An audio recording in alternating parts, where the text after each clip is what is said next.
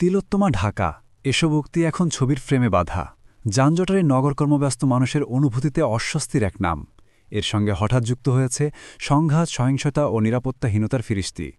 কথা নেই, বলা নেই, হঠাৎ উৎকণ্ঠার ছাপ এসে ভর করেছে নগরবাসীর জীবনে। তবে সম্প্রতি দেশের রাজনৈতিক অস্থিরতার পাশাপাশি কিছু সহিংসতা, মারামারি ও খুনের মতো ঘটনা ঘটেছে। মধ্যরাতে কিংবা ভোরে কোথাও কোথাও ঘটছে গুপ্ত হামলাও। এসব ঘটনায় জনমনে উদ্বেগ ও আতঙ্ক সৃষ্টি হয়েছে।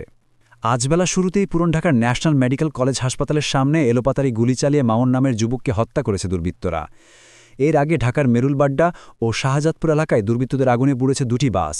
এরপর মিরপুরে গ্রামীণ ব্যাংকের প্রধান কার্যালয়ের সামনের রাস্তায়, মোহাম্মদপুরে মৎস্য উপদেষ্টার ব্যবসা প্রতিষ্ঠানের পর ধানমন্ডিতে ইবনে সিনা দুটি স্থাপনার সামনে ককটেল বিস্ফোরণের খবর পাওয়া গেছে। পুলিশ জানিয়েছে বিস্ফোরণে কেউ হতাহত হয়নি। তবে কে বা কার এই নাশকতার ঘটনা ঘটিয়েছে এখনও কোনো তথ্য পাওয়া যায়নি। এই চারটি ঘটনার সাথে সম্পৃক্ত কাউকে এখনও গ্রেফতার করতে পারেনি পুলিশ। যদিও পুলিশ সদর দপ্তর বলছে তাদের নিরাপত্তার ব্যবস্থার কোনো ঘাটতি নেই। সারা দেশে দিনে রাতে পুলিশের প্রয়োজনীয় টহল ব্যবস্থা মোতায়েন রয়েছে।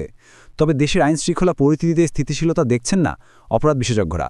তারা বলছেন সম্প্রতি প্রশাসন কঠোর হওয়ার পর কিছুদিন পরিস্থিতি নিয়ন্ত্রণে থাকলেও আবার তা খারাপ হতে দেখা যাচ্ছে, যার কারণ হিসেবে এখনও দুর্বল প্রশাসনের দিকে আঙুল তুলেছেন তারা। পুরান ঢাকায় মামলার হাজিরা দিতে গিয়ে বের হওয়ার সময় দুর্বৃত্তদের এলোপাতাড়িগুলিতে মামুন নিহত হয়। পুলিশ বলছে তার বিরুদ্ধে একাধিক মামলা রয়েছে। আজ সে আদালতে হাজিরা দিতে গিয়েছিল। সেখান থেকে বের হওয়ার পরে দুর্বৃত্তরা তাকে গুলি করে পালিয়ে যায়। সিসিটিভি ফুটেজে দেখা গেছে হাসপাতালের সামনে দুজন অস্ত্রধারী সন্ত্রাসী এসে গুলি করে।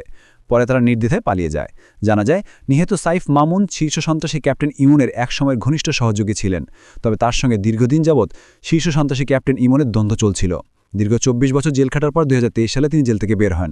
নিহত মামুন চিত্রনায়ক সাহেল চৌধুরী এবং সাবেক সেনাপ্রধান আজিজ আহমেদের ভাই শহীদ সাঈদ আহমেদ টিপু হত্যা মামলার আসামি ছিলেন।